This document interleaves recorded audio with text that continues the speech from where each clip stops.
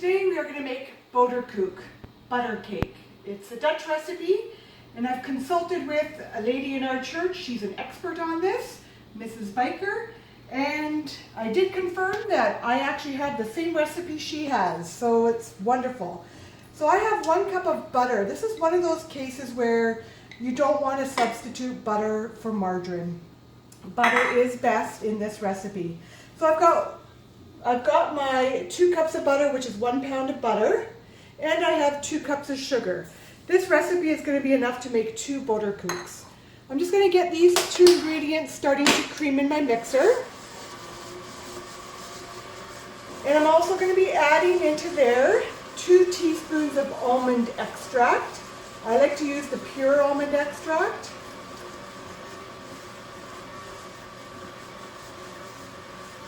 Smells really nice.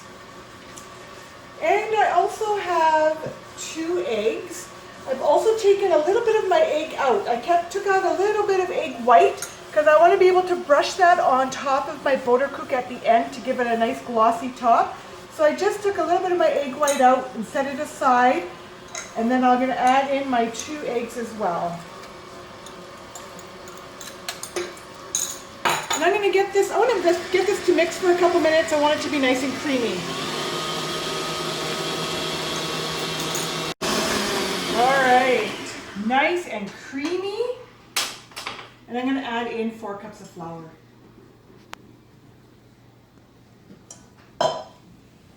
Just start your mixer on slow so the flour doesn't fly up into your face. We're going to mix this so it all comes together.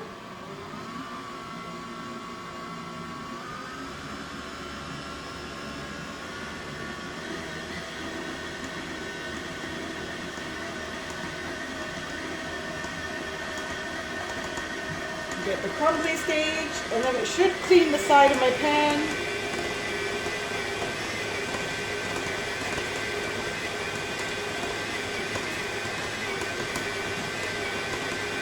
My butter was fairly soft because I did put it in the microwave for a few seconds. Room temperature, it would be a little bit firmer.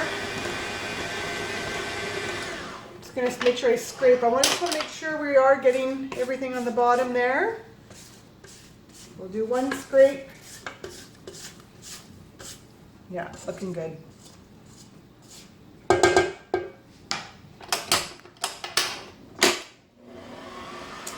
All right, so we are going to get this into our 9-inch round pans, which I have greased, and I also put a piece of parchment paper on the bottom. I find it's just a bit easier to get the Boterkoek out afterwards, so because sometimes what can happen is the very center will stick and then you ruin the bottom of your Boterkoek. So I like to just put a piece of parchment paper in there. So I'm going to get my mixer out of the way, and then I'm going to show you how I get that in the pan and decorate the tops. Alright, so I've got my dough divided into both pans, and you're just going to press that in. And then you can decorate this a couple of different ways. For the one, you can use fork marks in the top. And you could do this in different patterns if you like.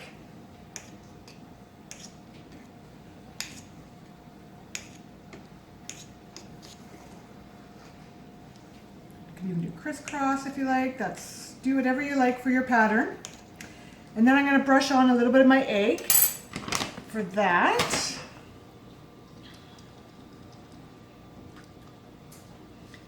And the egg will help give it a nice gloss on the top.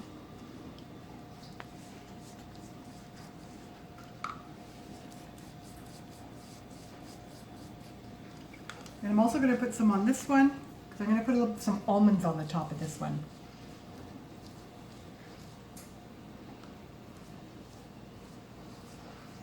And then the almonds will stick to the egg.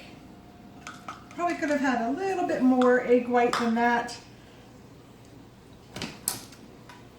See, maybe I would say put your grooves in after the egg white so you don't lose some of those lines. I'm just going to put some almonds on this one. And I have my oven preheating at 350 degrees. And we're going to put these in. I'll check them at the half an hour mark, 30 minutes, and we'll see how it looks. And I just want to press these almonds in a little bit because I want to make sure that they're going to stay in place. And we're going to get these in the oven. I've taken the Boterkoeks out. It was 30 minutes in the oven.